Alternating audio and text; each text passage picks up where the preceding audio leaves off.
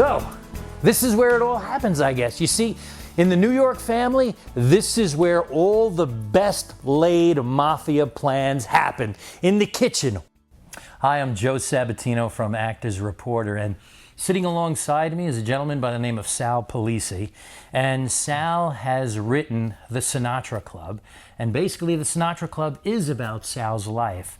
So this is going to be a very, very interesting interview. So Sal, how you doing? Good, Joe. Now, I got a question for you. How did you come up with this concept of the Sinatra Club? Well, I mean, this is a place that I created in 1971.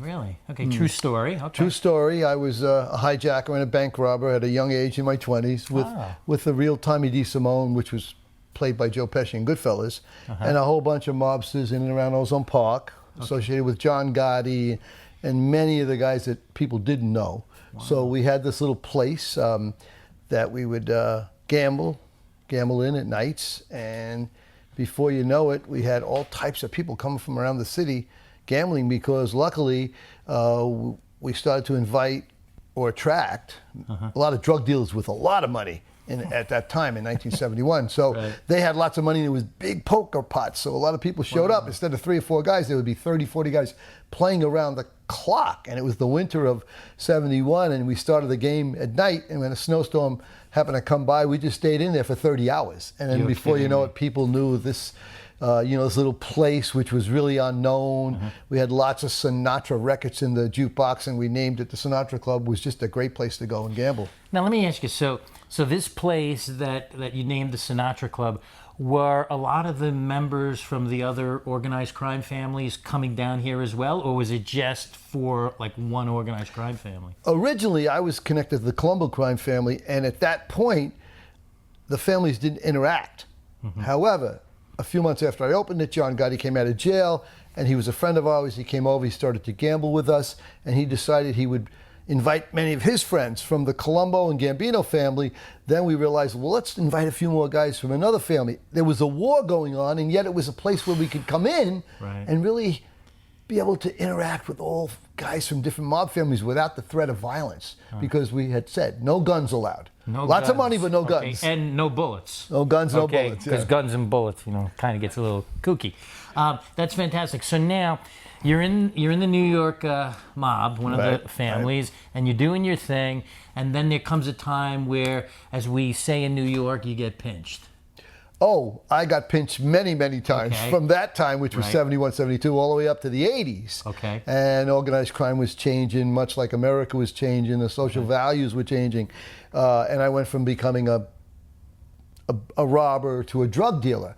But eventually I got arrested in 1984 for a large drug case. I had 2 teenage sons, and I didn't want them to follow my life. And I decided maybe the thing was to do was switch sides. Really? Okay, cool. Which was extremely dangerous at that point. Right, I could imagine. So, and it's at that point in your life where you then, did you go to jail, or did you go in the witness protection program? I never had to worry about going to jail, because I had most of the cops in our neighborhood and judges, we were on the pad, we could pay them off. I did go to jail, but I did testify against Gotti in one of his racketeering cases, and then the government put me in the witness protection program in 1984. And so now, so you were in jail, so now are you still in the witness protection program, or how does that work? Well, once the government puts you in, you're in there like forever. They sort of give you another identity. Of course, in this case, because most of the guys that I associated with have died, there's really very little chance of violence. But I do have a new wife and new family that I started about 18 years ago. And since that time, I came to Hollywood. I met one of my buddies from New York, who was a famous writer, Martic Martin. He wrote Raging Bull, Mean Streets, New York, New York. He took me under his wing and taught me how to write. Fantastic. 20 years ago.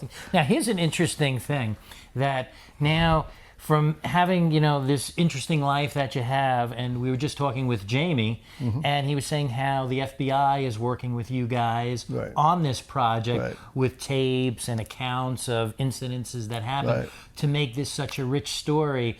And reading the script, I got to tell you, this is going to be a very successful project. So what is your What's your goal? You guys want to get this into the theaters? And I understand there was some talk about possibly spinning this off into a TV series. Well, basically, we think it's a rich project that has, you know, the last touches of the way organized crime was in the 70s, and to repaint that in 1970, I don't think there's many people left that could, you know, recreate it the way we did. So yes, we'd like to make this thing come out to where it would be a theatrical release. Right. But we already have some little spin-offs. We have a couple plays written.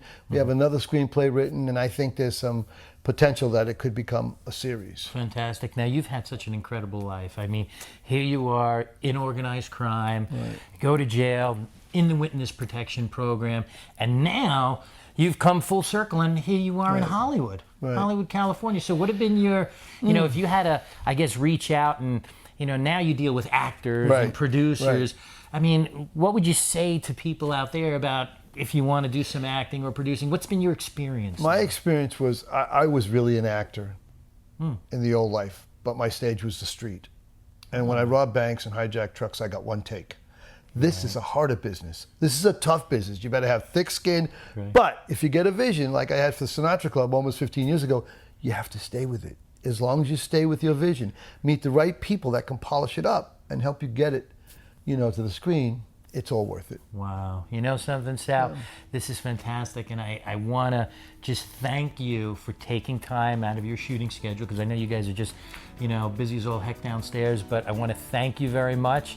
And Sal Polisi, and this was just a great interview. Thanks, Joe. Thanks for coming down. Oh, it's a pleasure. We loved it, and you're Italian, so you know what this is about. Yeah, sure. It's all good. But anyway, Sal Polisi from the Sinatra Club. Thank you.